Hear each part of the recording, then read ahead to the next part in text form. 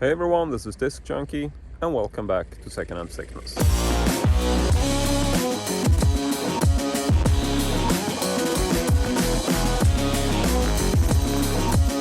So today I'm actually visiting a brand new flea market, which I've never been to before. I'm actually gonna start walking there because it's actually quite far away. You can see that all of these cars here are essentially just people parking to visiting this car boot sale or flea market. And let me just go ahead and flip the screen just to illustrate that I can't even see the flea market yet. So yeah, I just saw the sort of parking area, and aside from that I haven't really seen how big it is. So yeah, let's just go ahead and go a little bit closer. Holy shit. I would say we have our work cut out for us today.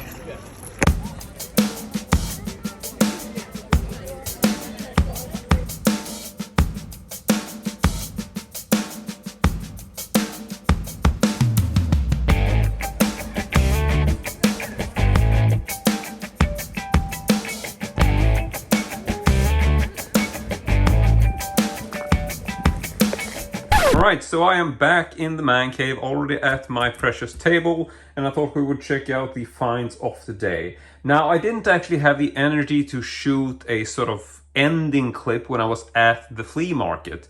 And the reason for that is primarily because I actually didn't make too many finds today. I actually only made 2 finds, and generally I tend to not make a video unless I make at least 3 finds. And this is just simply because it feels like the video won't really be that interesting, and it doesn't really give you, the viewers, so much to, look at.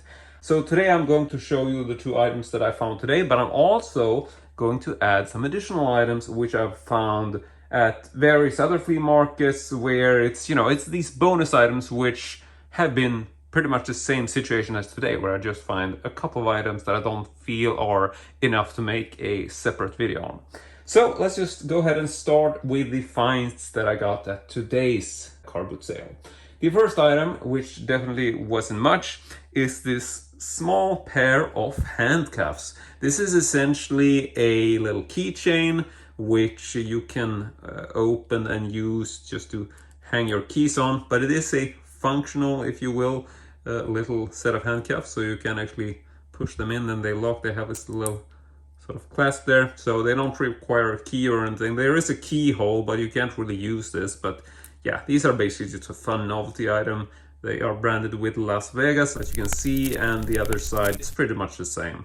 But these became mine for 5 Swedish crowns, so that is essentially like half €1. And I already had a pair of these somewhere. I don't know if they broke or something, but regardless of which, I think this is a fun item, and it can become quite a nice little detail in your everyday sort of style or fashion. It's a nice little accessory that, I tend to put these on, like, just chain them on my jacket or my shoes or whatever. It's just a nice little thing. I don't know if you can also potentially use them as rings. I don't know if that would be a design choice if you want to go that way, but I'm sure I can find a good little place for these. So I've definitely thought that they were worth the 5 Swedish crowns. So that is the first item of the day. And then the second item, which I'm quite happy about, but I'm also a little bit sad about. That is this, from what I can tell, this is a vintage 1971 tarot deck.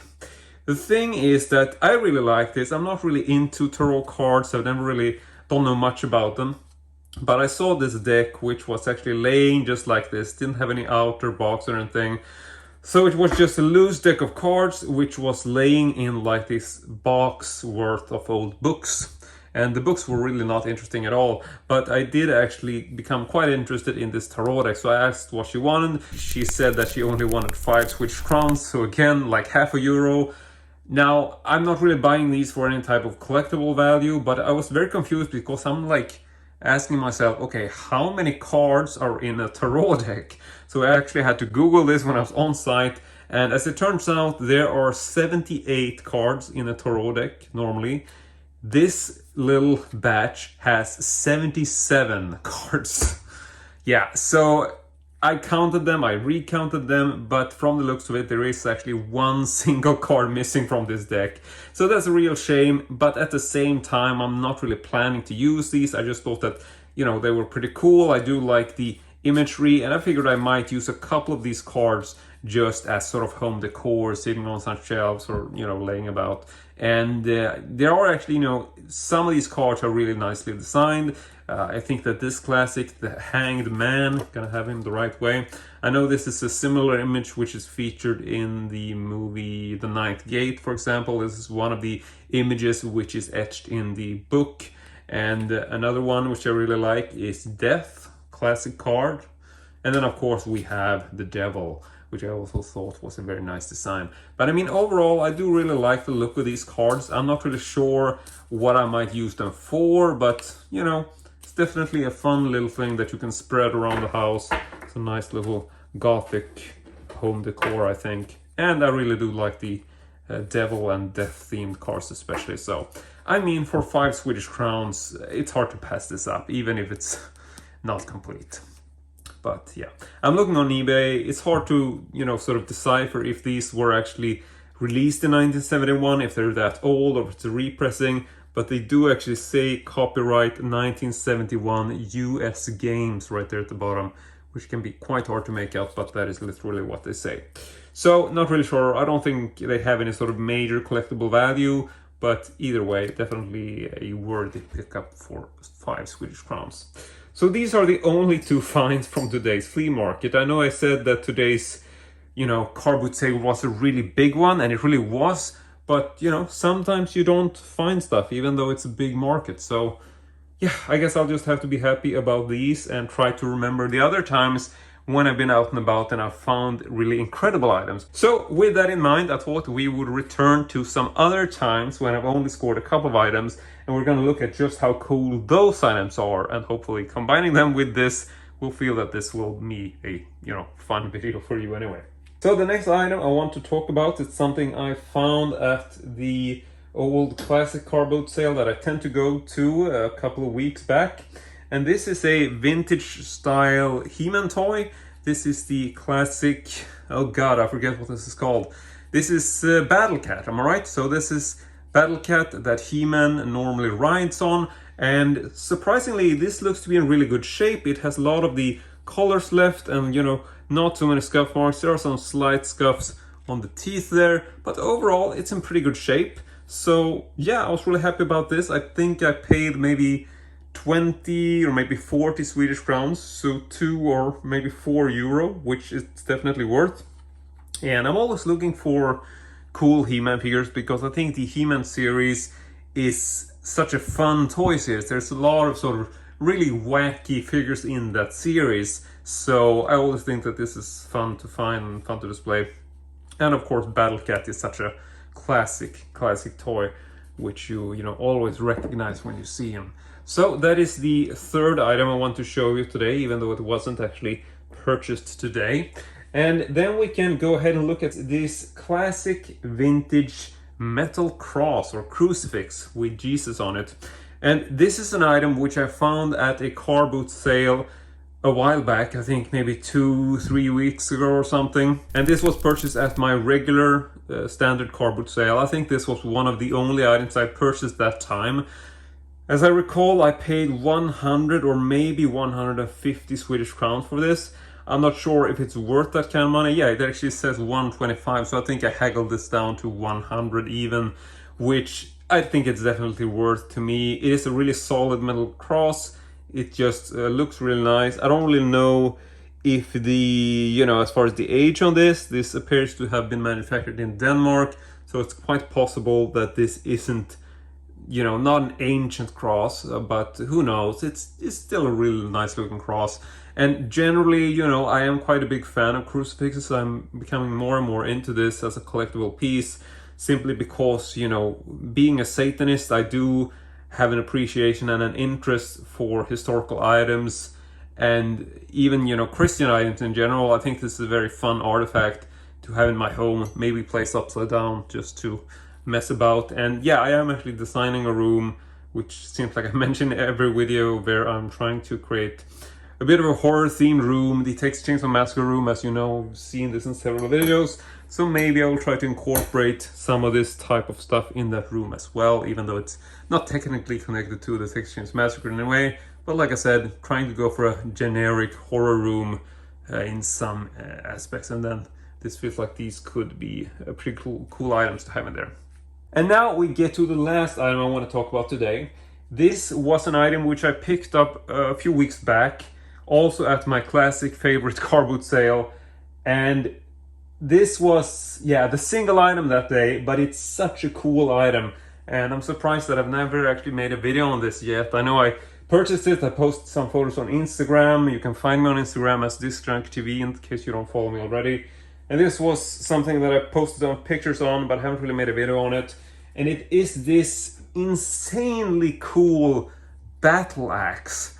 I, found this just randomly at one of these sort of, I guess you could say, it's one of these regular guys who's there sort of every week.